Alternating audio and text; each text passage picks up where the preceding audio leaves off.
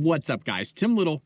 Welcome back to Tactical Bassin. Today's video, we are talking about where do bass go in the heart of winter and the best ways to catch them.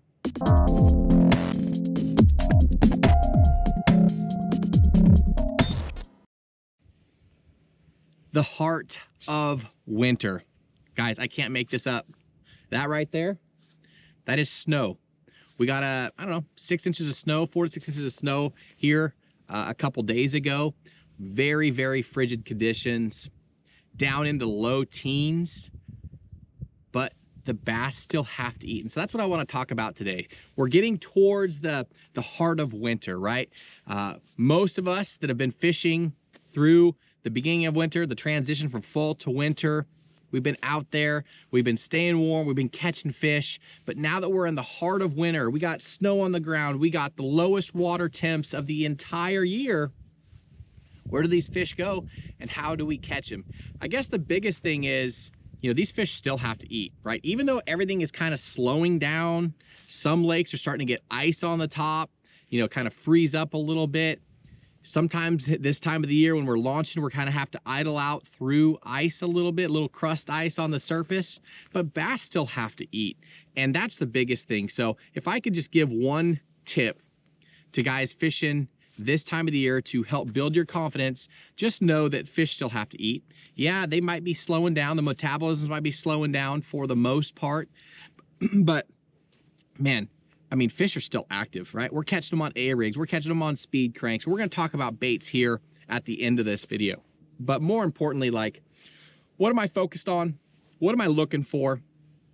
And like I said, that number one tip is, guys, just build that confidence. Just know that fish still need to eat in the heart of winter. So even though we're dealing with those ultra cold water temps down into the 30s, right, just before freezing, these fish still need to eat. They're still active, they're still moving around, and you can have the entire lake to yourself. Now, if you haven't fished in the wintertime or the heart of winter, fish kind of position differently, they kind of act differently. So it's really important to understand that they just behave a little different than they have the rest of the year, and they position a little different. And we're gonna talk about that stuff too. So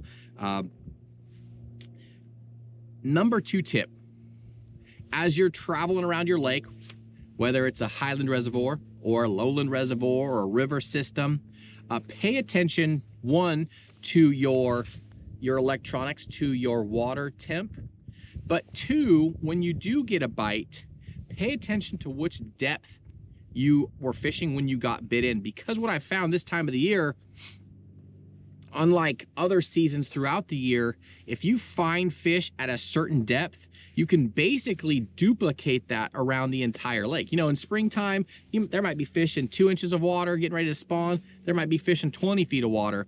But this time of the year, if you're consistently catching fish in that 15 to 18 foot range, go check that range around the rest of the lake. And for the most part, that's where you're gonna get bit. So understanding your water temp, it might have to do with the thermocline, it might have to do, several different things, but just understand if you're getting bit consistently at a certain depth, stay at that depth and check those depths around the lake. Now, Highland reservoirs, right? We're gonna talk about Highland, Lowland, natural lakes, ponds, river systems. Starting with Highland reservoir, what we're on today, typically, those of you guys that follow the channel know that Highland reservoirs typically have a main river system, main river source. There's long river arms, lots of points, lots of secondary points, lots of little bays, right? This time of the year for me, two things. It's all about bait and it's all about rock. So if I can find that depth that bait is in, just like your bites, if you can find that bait is consistently in that 25 to 30 foot range, I'm gonna be looking around at that range on my electronics, on my map, but I'm gonna be looking for main lake points, primarily those points that separate those arms, but that have good rock. I don't know if you guys can see this or not, but this isn't a point, but you guys see all that chunk rock right there, good rock, where the rest of this entire bay doesn't have anything. Okay, just stuff like that. That's stuff that's a little bit different, but with your electronics, you know, especially with the hummingbirds, you can set your depth highlights. So if you are getting bit in that 20 to 25 foot range, you see that the balls are in that 20 to 25 foot range. Now you can set your depth highlight to 20 to 25, so it highlights it whatever color you want, and boom, it turns your entire map in that depth range that color, and now you can just run and gun to those spots. But getting back to those main lake points, I'm using my side imaging, I'm idling those points. Hopefully you're fishing a body of water that you're familiar with, so you might have some waypoints or some save spots. Sorry guys, adjusting the camera, I moved it around. From throughout the year, last year, you might have a waypoint out off a main lake point that's a rock pile. But again, I'm targeting that specific range, but I'm looking for those main lake points with good rock on them. Now, a lot of times this time of the year, those fish are gonna hold off the edges. They're not gonna be up on top all the time. They might be holding off the edges. So definitely fish the edges of those main lake points, secondary points. And then if those fish are up on top, obviously they're up there to feed, so you can get them with A-rigs and jigs and crankbaits. We're gonna talk about that here shortly, but again, cover water. Look, this might sound stupid, but fish the obvious stuff, right? There's a reason that it's a community hole. There's a reason that a lot of guys fish there, because it looks good, it fishes good, and now that we're in the heart of winter, you have the whole lake basically to yourself. I've only seen one other boat out on the lake today. It's a lot of fun. You get to spot jump, you know, and again, it's a timing thing. So if those fish are on that main lake point and they're off the edges, they're not up there feeding, go check another spot. Come back to that spot. You know, give it an hour, give it 30 minutes, 45 minutes. Come back to it and see if those fish have repositioned up on top. But for the most part, this time of the year, you're gonna have the lake to yourself, so it's awesome. But Highland reservoirs, again, looking for that main lake point stuff, that hard rock this time of the year in that specific range where you're either getting bit, or B, you're seeing those bait fish. You're seeing those consistent bait balls. Okay, the other areas that I like to target, if you are upriver and you're in the river system, pay attention to that river channel and those swings, right? As it swings in and gets closest to the bank. Those are awesome transition points, whether they're up on top on the lip or they're out off the break in that deep, have that deep water access, where those main river channels are swinging through the lake, and then all of a sudden they kind of come in and get real close to shore. Those are ideal spots this time of the year. And then bluff walls. For whatever reason, I don't know if they ambush from the wall itself. A lot of times those bluff walls are around those creek channels, those river channels. But as those bait balls come through, you can get bit. You can catch a lot of fish fishing that vertical bluff wall. And we're gonna talk about that here in a little bit, but fishing that jig down that bluff wall, you're just thumbing it, free spooling it, letting it fall down to that next step and the next step and next step, and you know, they'll knock the slack out of it. But bluff walls are great. Main lake points, secondary points, but out off, right? We're thinking depth. Now, there are some times where these fish will get super shallow, especially on the TVA, the Tennessee River. These fish, they're just crazy. They get up in inches of water in the dead of winter. We'll talk about that here in a little bit when we're talking about river systems. But for the most part, your Highland reservoirs, typically this time of the year, you're gonna have clear, cold water. Unless you're getting a real bad storm and they're moving a lot of water through the system, or you're getting a lot of maybe snow melt for you guys out there around, you know, the West Coast with the Sierra Nevadas, or up north with some snow melt. For the most part, you're having clear, cold water, okay? Lowland reservoirs.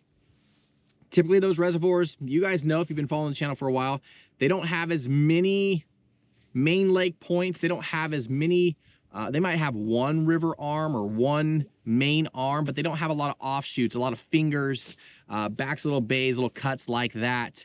More less transition. You're gonna have more offshore, like high spots, maybe island tops. You might have a creek channel or so, but same thing, where those creek channels come near that deep water access, they meander through that main body and they butt up against an island top, right? Or a high spot. Those quick transition areas is where those fish are gonna winter. They're gonna stay near that deep water access. They can pop up on top to feed. They can back down off and get into deeper water. If you have a storm roll through, you got some cold weather snap, these fish like to hug near that deep water access. And again, creek channels, offshore, hard structure, whether it's rock piles, brush piles, man-made fish attractors. A lot of these lakes, a lot of these electronics these days will actually have waypoints on there. It says fish attractor. You know, whether your DNR or your Fish and Wildlife departments put that stuff out, your fisheries departments put those fish habitats out. You know, they'll hang near that stuff, the rock piles, that stuff out off of those deeper breaks. One other area that I like to look on Highland and Lowland reservoirs, I'm gonna call them guts. In the backs of an arm where there's an intersection between two little backwaters, that intersection or that area where that deep channel kind of pops up to those two arms, those fish will sit down there in the guts or the hollows, or some people call them just the ditches, right? Those fish will sit down there and have their belly in the mud. That's an awesome place to check on your Highland and Lowland reservoirs.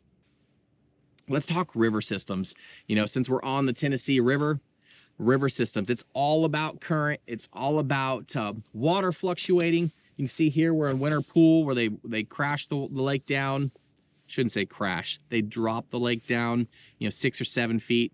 You guys out on the West Coast, you guys know what crashing is, right? You know some of those Highland reservoirs will drop 50, 80, 100, 150 feet.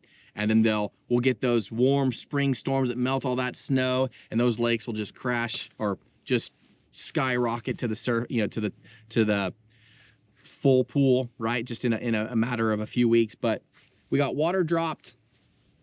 We got water fluctuation. We have current coming through the system.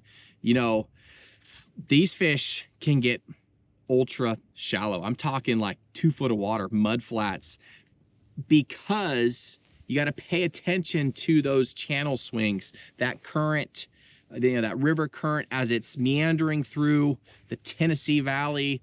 You know, where does that channel swing? Over here, if that river's swinging this way, you're gonna have some slack water on the inside. It swings this way, you might have some slack water on the outside, and that might be 2 foot, it might be 4 foot. You know, those fish are gonna get out of that current. Any type of opening, so a backwater opening to the main river, those fish are gonna pull out of those backwaters, those big, basically lakes themselves, pull out of those lakes and sit there right in the opening on the break, right there on the mouth to the main river channel, right there in the current. It's a ton of fun. Those fish can get super active with that current. But again, if that channel's swinging, you have a break here, you have a high spot here, those fish are gonna sit wherever they can to get out of that main river current, whether it's off that break down deep, hanging towards that edge, or up on top on the flat, looking for a blade bait or an A-rig or a shallow jerkbait. You know, wintertime fishing on the Tennessee River is a lot of fun. Natural lakes and ponds, can put them together. For the most part, natural lakes, again, offshore rock, offshore hard structure. You know, that's what I'm looking for. Those fish seem to winter on those steep breaks, if you can find them, if your lake has them, and they seem to winter on those rock piles. Okay, it's really that simple. If you're on a natural lake that doesn't have a lot of stuff out on the lake, you know, Clear Lake comes to mind in Northern California, the north end of Clear Lake. It's just like a giant, I mean, was it 8 or 10 miles across? I can't remember. been a little while since I lived there, but there's basically nothing out there. There's some deeper areas. There's some old lake level shorelines that kind of created some breaks and stuff. There might be a little depressions, and those fish are gonna go out there and sit in the mud. They will literally put their belly in the mud and just sit there. So I'll look for those little fluctuations in depth, and then look for that hard cover or hard structure as well, whether it's tires, Christmas trees, refrigerators. I've seen all sorts of things. Sunk boats, those fish will go out there and hover and right close to that hard structure or cover. Ponds. Typically, when I think of ponds, I think of two different types of ponds. I think of like your like golf course pond, or like your city park pond. Maybe it has a cement bottom, or you have your farm ponds that might have a dam or some riprap, you know, where they moved in a bunch of dirt and made that dam to fill up that pond. Those are typically the two styles of ponds that come to mind when I think about ponds. Same type of thing as the natural lakes. Typically, there's not a lot of breaks and contour lines and stuff. If there is, if you're fishing on maybe it's a quarry pond or something like that, and there's some deep water, fish that deep water first. Start at that dam. Typically, that's their deepest water, and then work your way back. And that goes towards for the Highland reservoirs and your Lowland reservoirs. Typically, I will start at the dam, and I will fish those first creek or river mouths closest to the dam. Again, that's that deeper water. The water temp doesn't fluctuate as much as it would if you are all the way up the river and you have some snow melt, or you have a cold winter storm come through and it's flushing that cold water through down there towards the dam. In whatever fishery you're in, that water temperature doesn't fluctuate nearly as much. But the ponds typically start at that dam, deeper water. If there's that rock riprap along the dam, that stuff is awesome.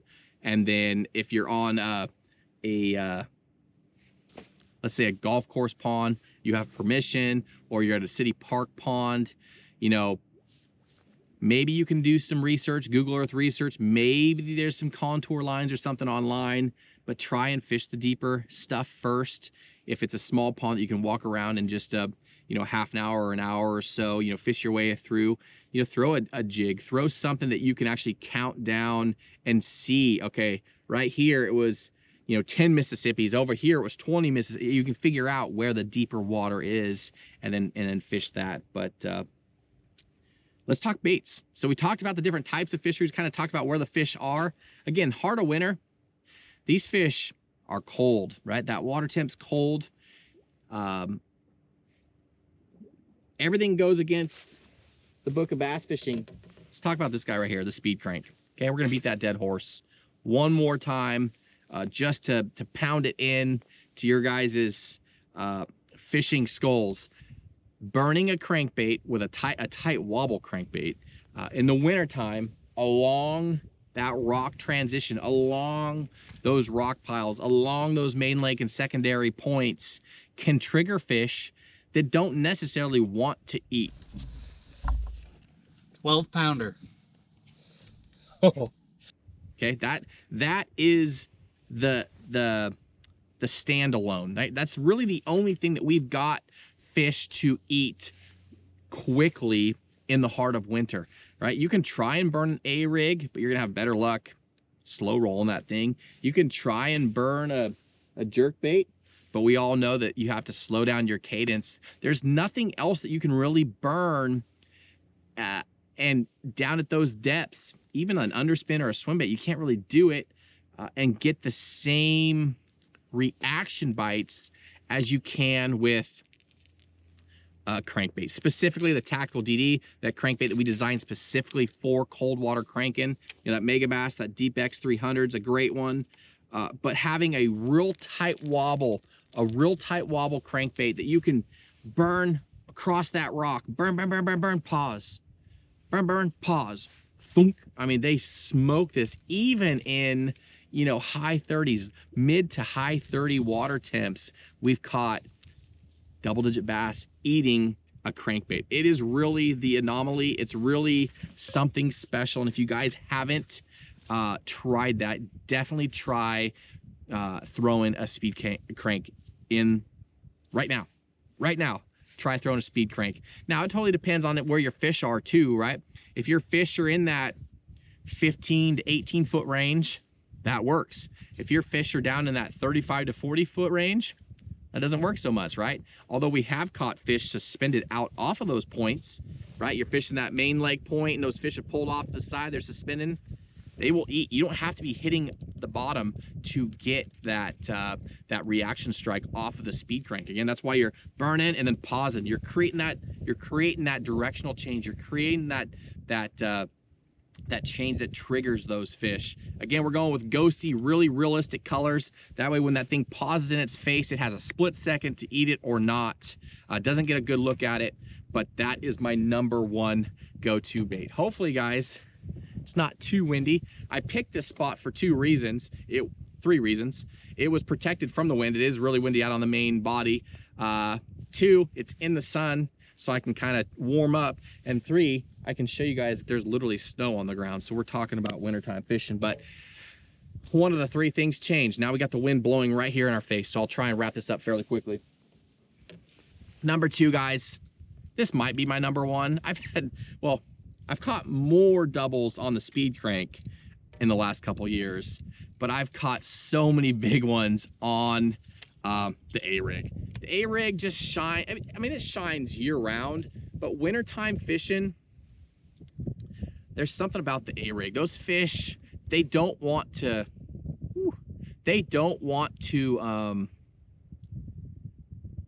have to chase a ton. They don't want to exert a lot of energy.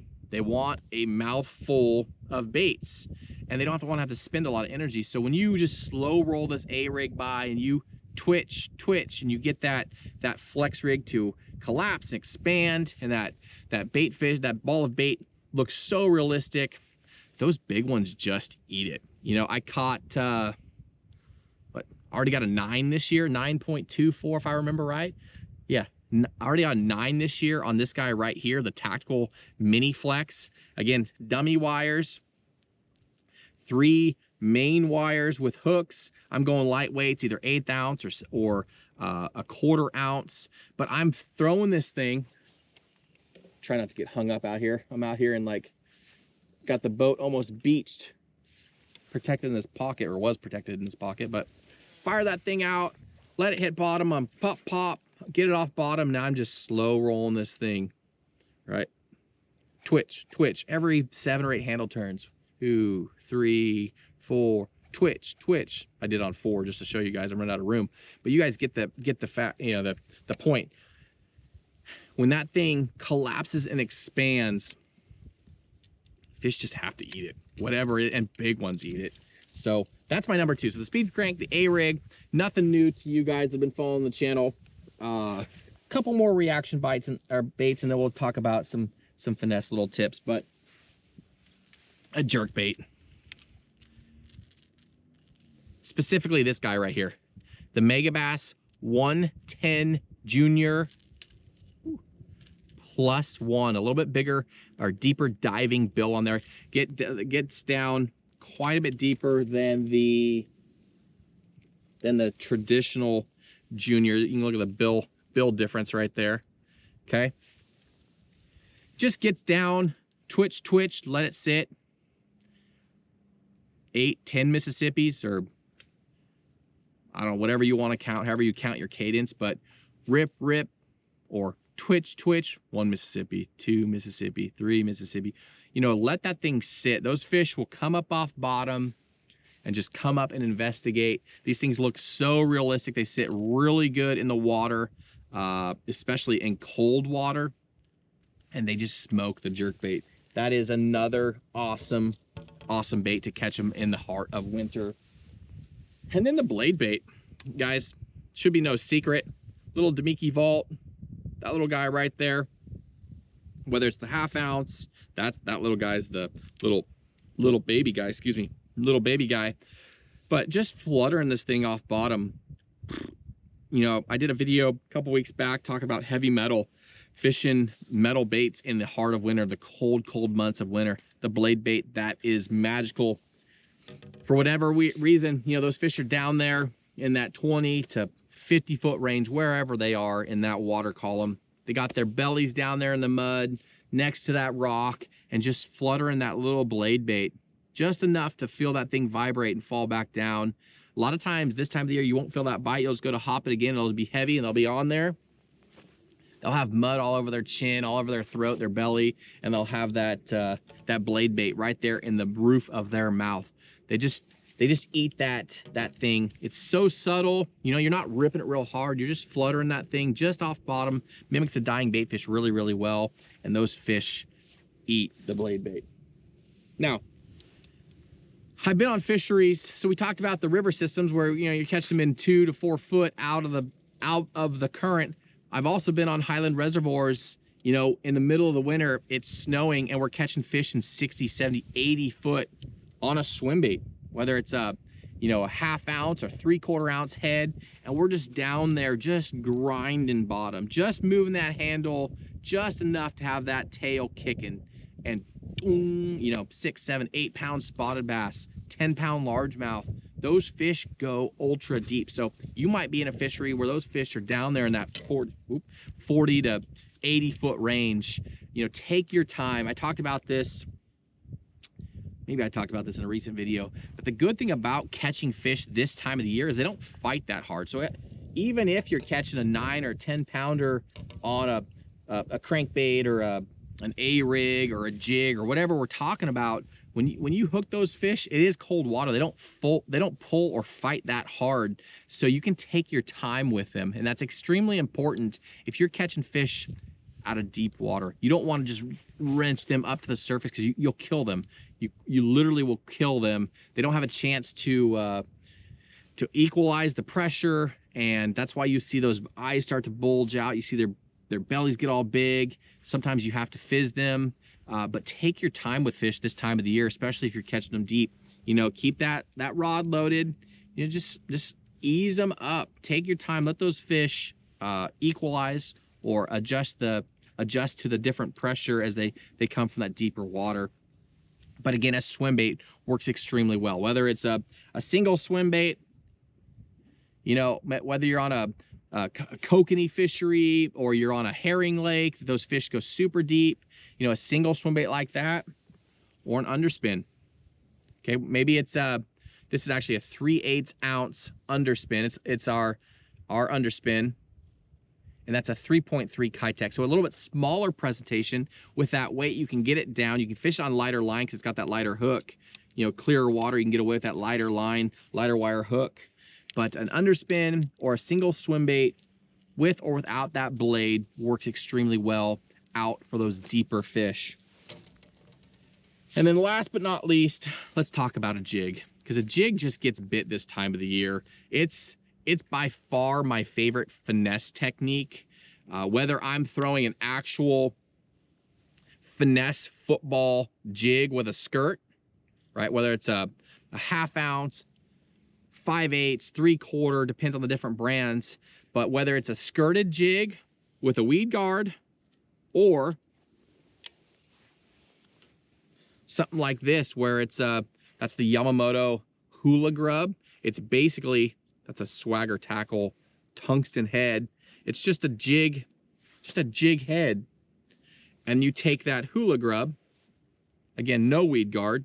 You take that Hula Grub, rig this right on there, and now you have an awesome wintertime finesse presentation. Again, you got that tungsten head down there, really, really sensitive, no weed guard. A lot of times these fish come up this time of the year and just pick up that bait. They turn their head, you lift up, you feel that deflection, you feel that heaviness in your rod tip, and you load into them. Having that weed guardless jig works really well. And then on the flip side, if you can jack them on the jig with the weed guard, that helps keep them pinned. If you're a smallmouth guy, those things are crazy and love to jump. Having that weed guard, once they get that hook in the roof of their mouth, that weed guard helps keep them pinned. But whether you're throwing a skirted football jig or, your own little, you know, hula grub, they work extremely well. Now, one other bait I want to talk to you guys about, Yamamoto just released this last year. This is their little 2.5 hula grub. So here's their, that's the normal size. Look at this little guy. Just a little finesse presentation, whether you want to throw it on bait finesse or fish it on a spinning rod, this thing gets bit. It's a little micro-sized hula grub. That thing works extremely well. And then if you don't want to throw, wasn't a blow up this time, it was actually a kingfisher diving. Say you don't want that hula grub skirt on there, you can get away with the Yamamoto. This is their double tail grub, their 5-inch. This is another little killer presentation, finesse presentation for the heart of winter and cold water. You can just throw. This is a fantastic jig trailer. You'll see I have it on here as just my jig trailer, but it can also be fished just with that jig head as well. I typically like that hula grub because it does have a little bit more secondary action down there, because you're fishing this thing slow, you're kind of dragging it, and these little hula tentacles are just moving around down there. Works extremely well. But if you're a guy that doesn't need all that hula-ness, that little double tail works really good too. That's a fantastic jig trailer. But guys, the heart of winter, snowing out, catching big ones, having the lake to yourself. Remember, those bass still have to eat, so you might as well catch them, right? Take your time when you hook them. Take your time, get them to the surface, net them, take your picture, let them go. They'll go right back down. You know, don't live well. If you can, don't live well deep fish, you know, anytime, but especially this time of the year, don't catch a fish out of 60 foot and then throw it in your live well all day, because that fish will die. So just be thinking about that, be cognizant of that. But guys, take the time, take the advantage of having the lake to yourself, fish your favorite spots, those main lake points, the community holes. In the heart of winter, these fish still have to eat, and it can be some of the best fishing of the entire year. Make sure you layer up, wear, you know, your good clothes, stay warm, and you guys will have a awesome time out on the water this time of the year. Guys, as always, thanks for watching. If you learned something from this video, or you like this video, hit that like button. Remember, subscribe to the channel if you haven't already. Click that little bell down there so you get notifications. Matt and I do videos 6 days a week across different platforms, so that'll let you know when we post a new video. But guys, as always, thanks for watching, and we will see you guys on the next video.